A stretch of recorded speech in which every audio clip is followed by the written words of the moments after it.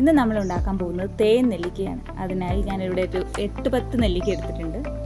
ഞാൻ ചെറുതായിട്ട് ഒന്ന് ആ നടുക്കിലൂടെ ഒന്ന് വരഞ്ഞു കൊടുക്കുകയാണ്.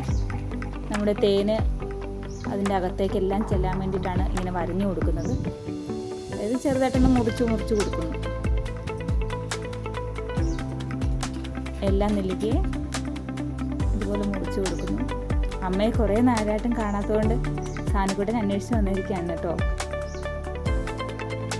ഞാനിവിടെ പണിയിലാന്ന് അറിഞ്ഞപ്പോൾ എൻ്റെ അടുത്ത് ഇങ്ങനെ നിൽക്കുകയാണ്. ഒരു പാത്രം എടുക്കുക, അതിനകത്തേക്ക് കുറച്ച് വെള്ളമെടുത്ത് സ്റ്റീമർ വയ്ക്കുക. സ്റ്റീമർ ഇല്ലെങ്കിൽ വേറൊരു പാത്രം അതിനകത്തേക്ക് വെച്ചാലും മതി.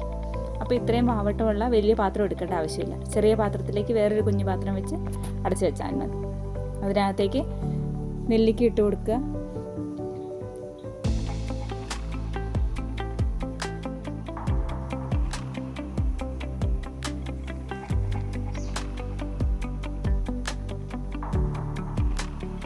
നന്നായി അടച്ചു വെച്ച്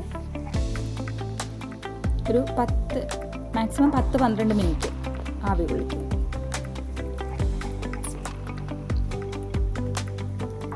ഇതിപ്പോൾ നെല്ലിക്ക നന്നായിട്ട് ആവി കൊണ്ടിട്ടുണ്ട്, അതായത് വെന്തിട്ടുണ്ട്. നമുക്ക് കണ്ടാൽ തന്നെ അറിയാം, നമ്മൾ ആ നേരത്തെ മുറിച്ച് കൊടുത്ത ഭാഗങ്ങളിലൊക്കെ ഒരു വിള്ളൽ പോലെ വന്നിട്ടുണ്ട്.